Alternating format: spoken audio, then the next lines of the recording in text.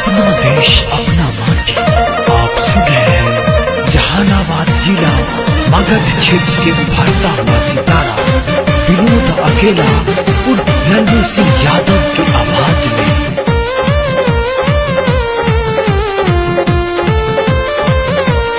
तीने रंग तहुए भारत के निशानी तिरंगा आसमान लारे। तीनों रंग में लिखल है वीर के कुर्बानी तिरंगा आसमान लारे। तिरंगा आसमान लारे, तिरंगा आसमान लारे। केसरिया सादा हरा रंग बानिसानी तिरंगा आसमान लहरे। तीनों रंग में लिखल है वीर के कुर्बानी तिरंगा आसमान लहरे।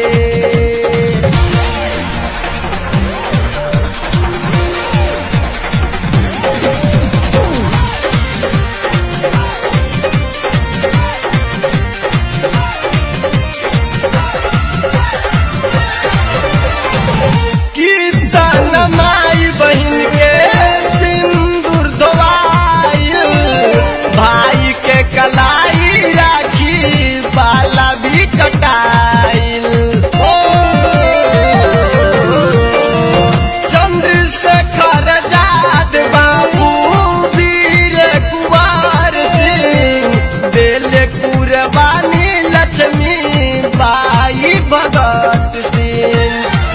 झूठो सोची अख से लोरी का बहाई तिरंगा आसमान लारे। केसरिया सादा हरा रंग बानिसानी तिरंगा आसमान लारे।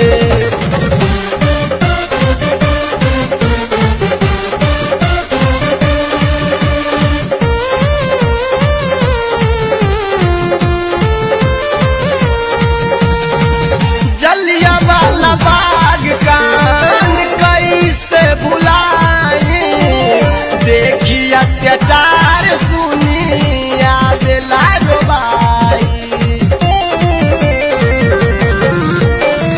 26 जनवरी 1950 के संविधान भइल लागू यूज करे आज के।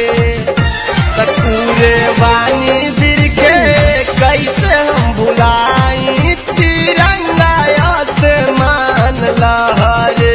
केसरिया सादा हरा रंग बानिसानी तिरंगा आसमान लहरे।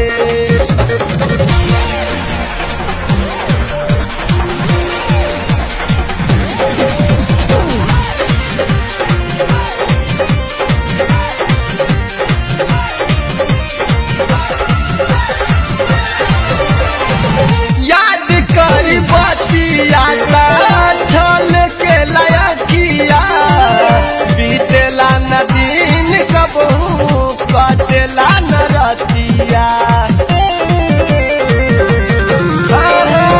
बाल गंगाधर तिलक विपिन चंद्र पाल हो, मंगल पांडे नेहरू लाला लाजपत राय हो।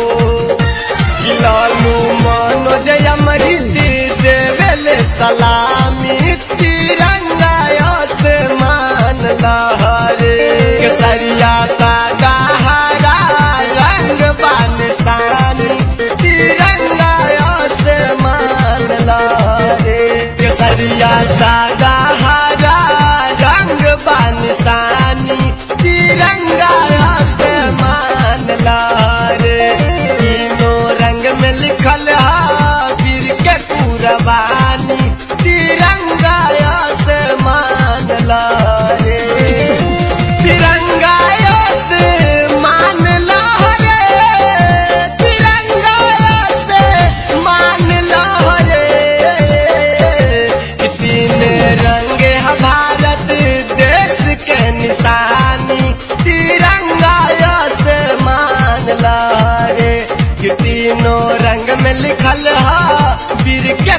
जवान